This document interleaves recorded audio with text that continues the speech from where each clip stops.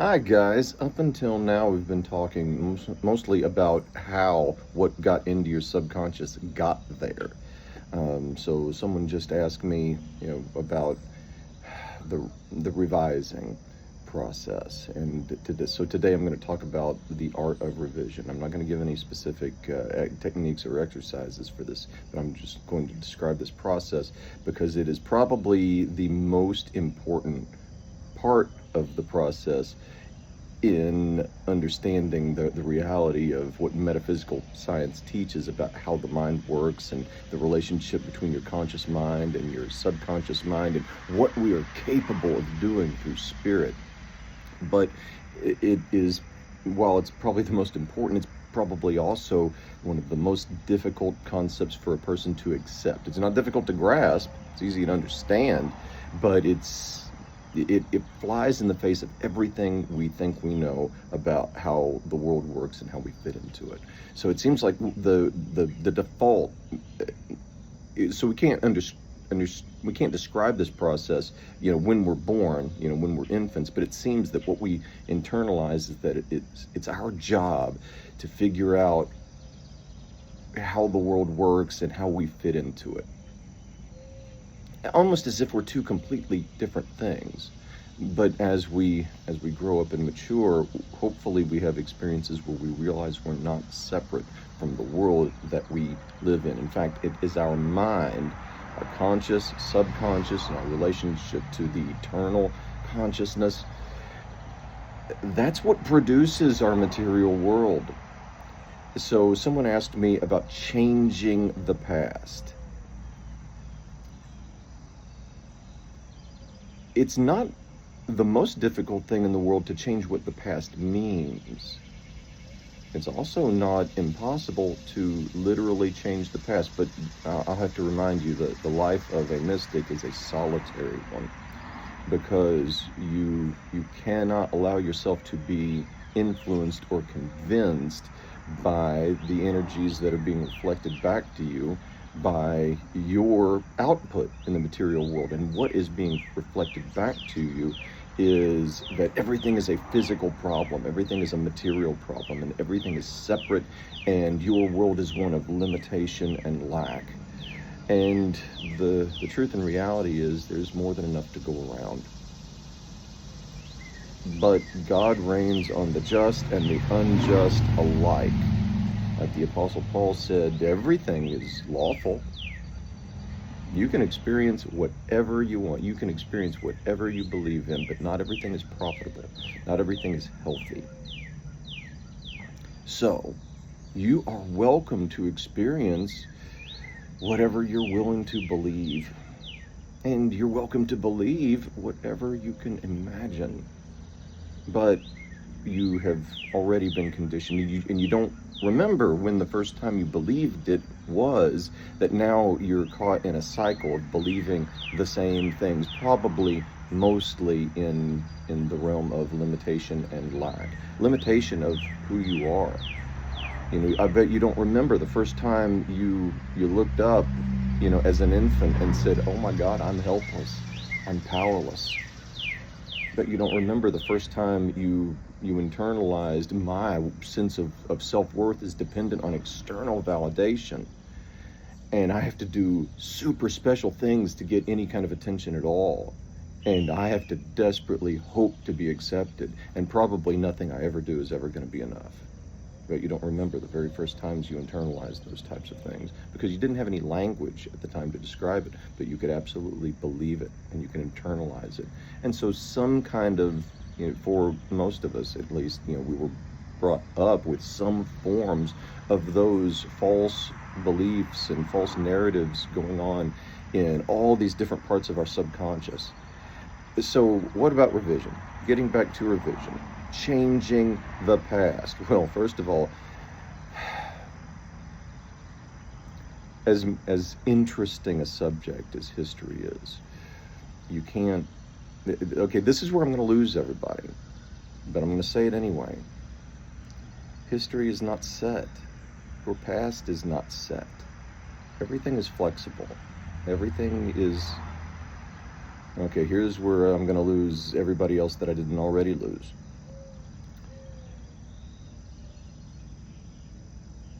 you are experiencing whatever you're projecting out, and your sense of self, your sense of reality, all the material stuff that is going on around you, that is a reflection of very, very complex stories that you're telling yourself. And every story that you're experiencing is a story that you are experiencing in a single, eternal, present now. It is always now. And you can say, oh, but no, I actually experienced these things. I have all these memories. Okay, so where are these memories occurring? Well, they're occurring in my past. They happened. They actually happened. And I've read the history books and all these. Yes, but the history books are constantly changing. The narratives that you learned in grade school and the narratives you learned in high school, if you went to college, those narratives, every single narrative is in constant flux. Isn't it funny? We're constantly discovering new things that completely change the old narratives.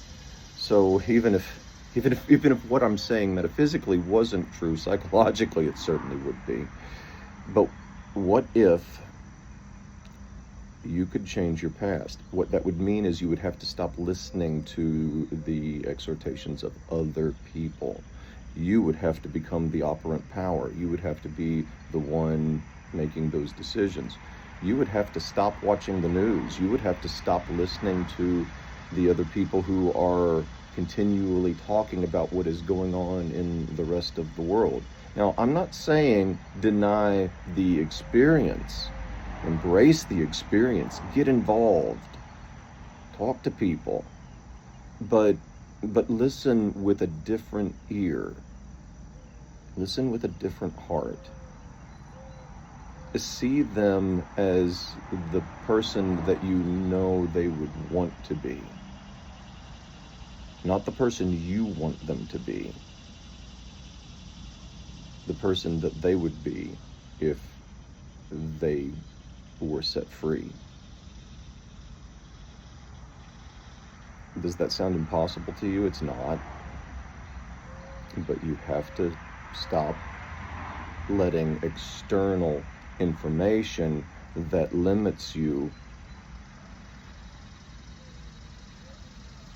continue to reinforce those already existing conditions of self-limitation and lack. You would have to let in not external information, but reflections back of your true heart. See, I believe there is a part of ourselves that we might call a higher mind, a higher self, that knows that all of these self-limitations and these negative self-beliefs, and it knows it's not true. And that's why it hurts. So if you want to stop hurting, you have to let go of all those limitations go. Now, the problem is that requires responsibility on your part. And responsibility is not something that can be given to you. Responsibility is something you can only take. You can only take responsibility. It will never be forced on you. You can say, oh, I've got all these pressures on you, people putting all this responsibility on me. No, you're taking that. You don't have to accept that, and you can accept a different kind of responsibility. And that responsibility would mean that you're taking the responsibility of revising your story and becoming the person that you know that you could be if you didn't have those limitations. And you can only take responsibility, you can't have it forced on you, and you can only take responsibility in the present moment. You can take accountability for things that you believe that you are guilty of having done in your past, but that is part of what you were revising, isn't it? And so you would have to first forgive yourself and for those things, and that's what we talked about guilt is for. Guilt is to let you know that, your behavior is not in alignment with your values. But you may have had things put on you as guilt and shame in your early childhood that you had zero control over. So you don't need forgiveness. You don't need self-forgiveness. Rather, you need to remind those parts of yourself that it was never your fault.